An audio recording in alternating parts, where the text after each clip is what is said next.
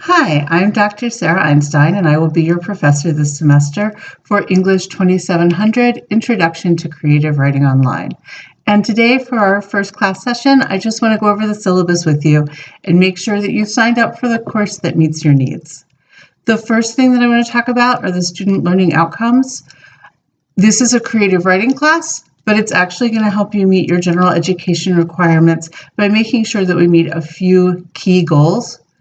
We're going to make sure that everybody knows how to recognize and analyze figurative language, identify and discuss multiple levels of meaning, construct theses and logical arguments related to the meaning or context of texts, arbitrate competing interpretations, articulate difference in genre, address the influence of cultural and history contexts in literary texts, read and comprehend college-level literature, describe, interpret, and analyze creative modes of expression, offer multiple solutions to specific creative problems, form and defend judgments about creative modes of expression, compare ideas, issues, or themes in human civilization's achievements. That's a lot. We're doing a lot this semester.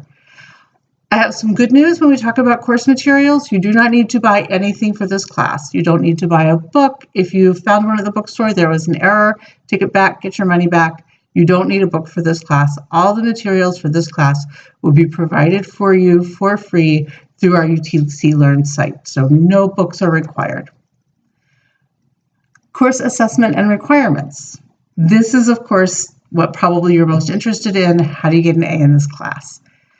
It's important that the writer's workshop be able to stretch and write stories that they aren't 100% certain of yet, right? So you're just starting this. We're going to work in 3 different genres: creative nonfiction, fiction, and poetry.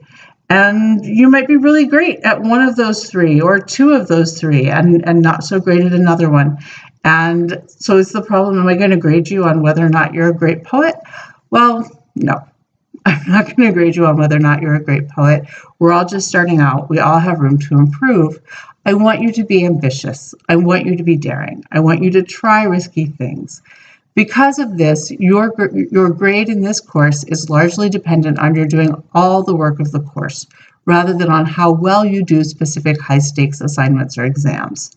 There are no exams. In fact, there are going to be some reading quizzes, but there will be no midterm or final exam in this class.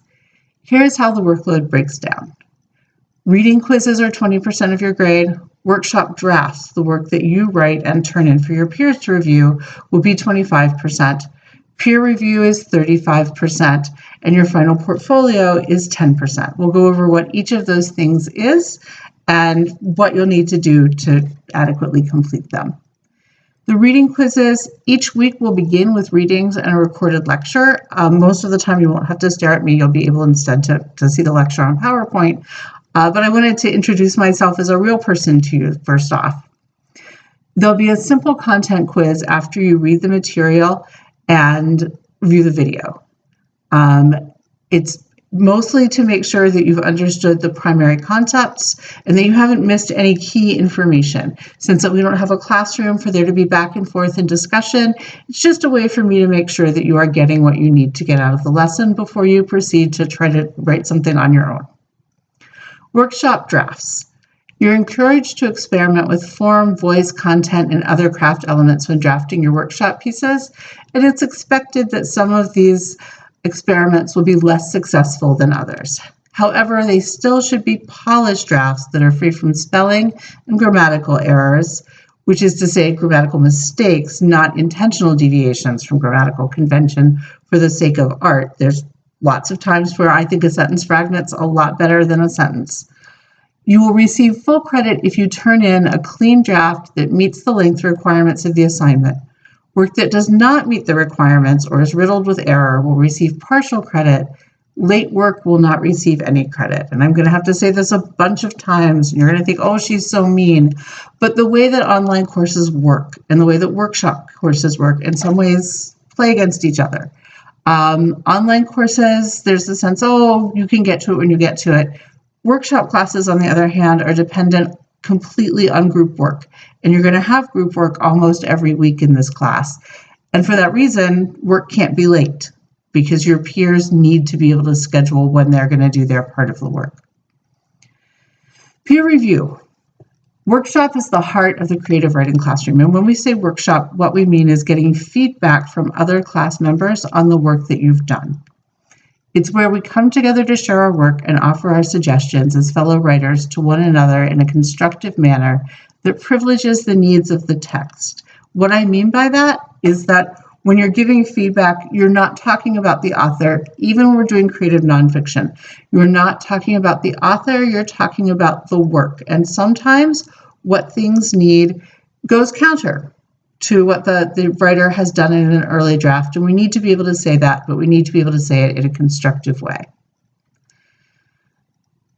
You are expected to provide to each author a cover letter that includes a brief but thorough synopsis of the piece, 3 specific things about the story you admire, and line edits that you recommend in the document itself. You'll be turning this in via UTC Learn to a peer review group. So you won't have to do this for the whole class, but you will be divided into smaller peer review groups, and every week you will be reviewing probably 3 to 5 pieces by your peers. The final portfolio, which is worth 20% of your grade, will include an artist statement, and that'll serve as your cover letter. And we'll talk about what an artist statement is later in the semester, but it's something that you can actually use moving forward to apply for grants and residencies and placement in other writing workshops.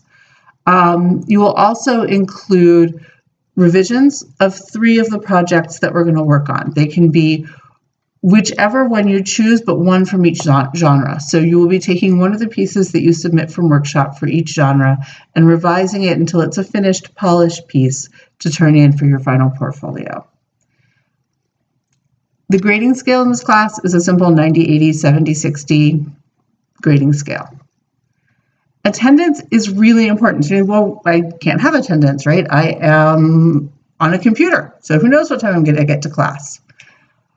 Well, it's really important that you come to class all the time. And so what we have instead are due dates. And this is why there's no late work allowed.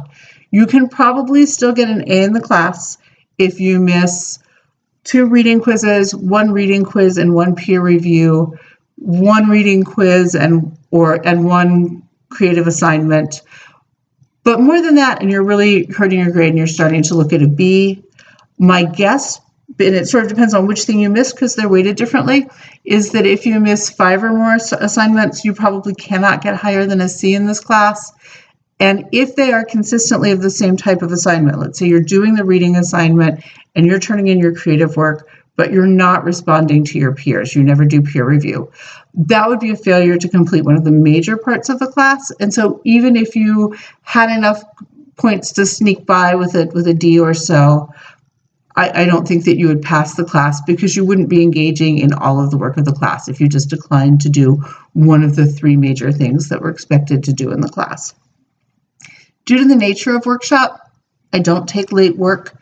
If you know for a fact that you are going to be traveling and that you may not have ready access to the computer 3 times a week because you will be expected to interact with the course every Monday, every Wednesday, and every Friday, except when the university is on break, then this is perhaps not the class for you. It's actually easier for you to accommodate that probably in a face-to-face classroom.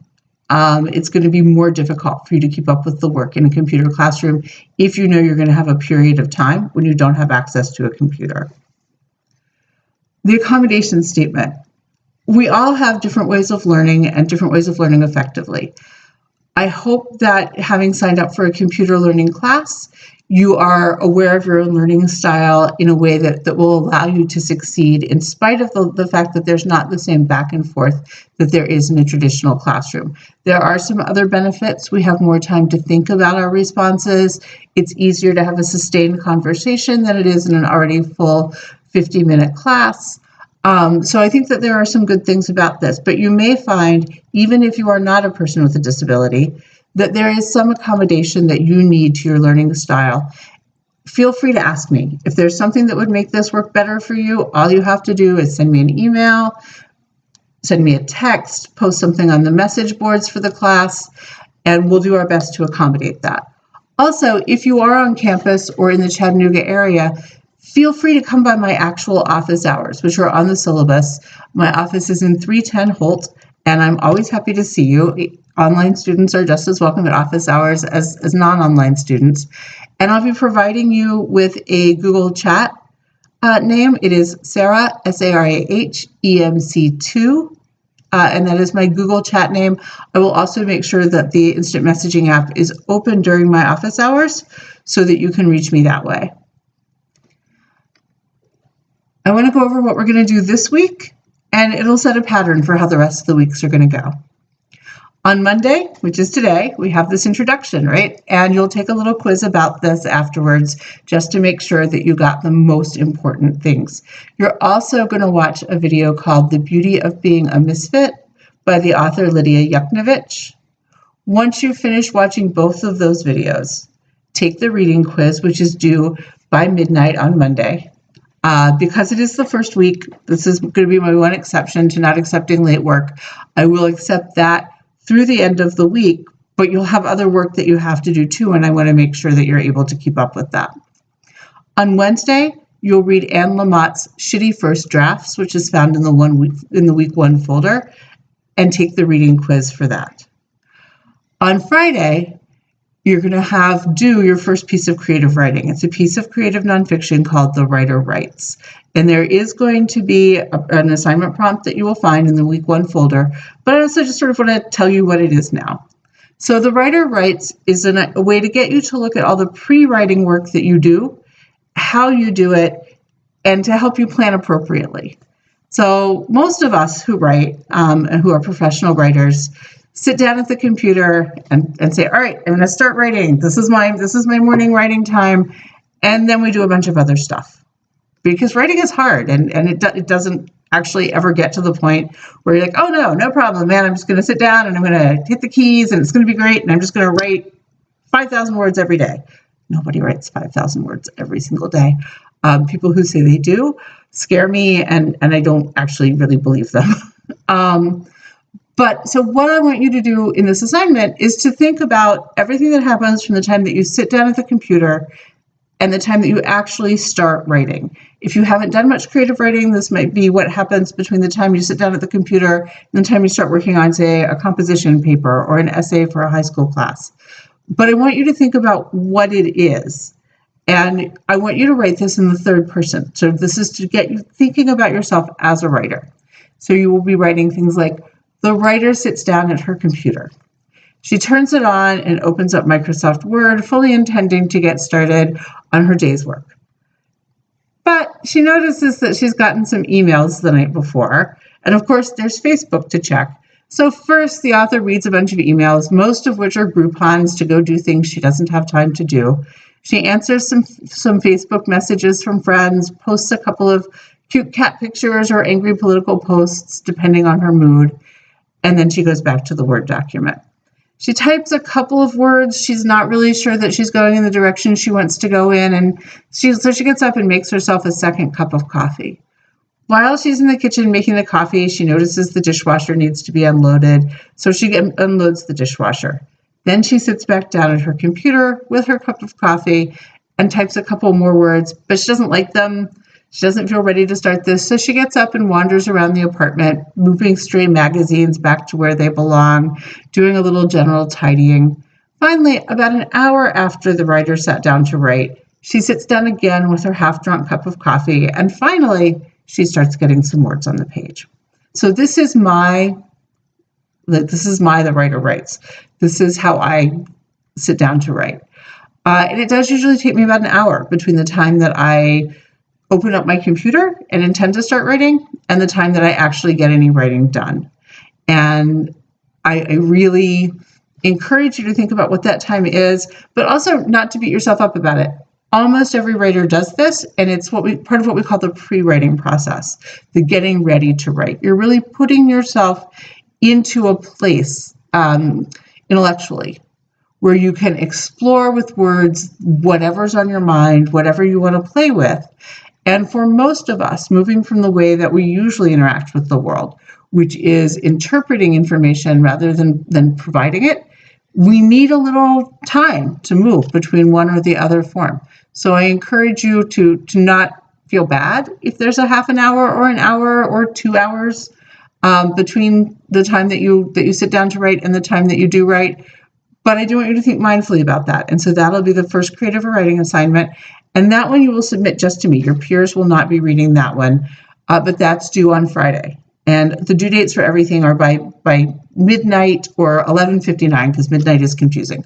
11:59 on Friday. In the next week, we'll really fall into our pattern. And our pattern will be on Mondays, you will have readings and viewings. On Wednesdays, you will have more readings. So on Mondays, you'll be reading about what we're going to do, right? So here's what a poem is. Here's what an essay is. On Wednesdays, you'll be reading professional examples of these things. So here are some poems. Here are some short stories. Here are some essays.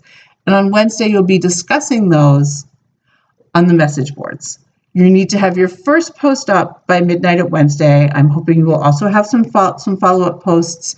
You'll be responding to at least 2 of the threads that I create to talk about specific craft issues for the readings for the week. And so you'll go online and do that. You'll have your first responses up by Wednesday at midnight. Please feel free to keep talking about them after that. On Friday is when you'll turn in your creative writing. You'll turn it in, make sure it's up by midnight so that everybody has the full weekend to work with it. On Mondays, we'll be coming back in, and that's when you'll get your feedback. So feedback is due to people on Mondays, and we'll start again on Mondays with the reading and the watching the weekly video and the reading and viewing quizzes. So hopefully this pattern will make it easy for you to keep track. And I look forward to this semester. Please let me know if you have any questions, any problems. I'm excited for the class. I'm excited to read what you're writing, and I hope you're excited too. So thank you.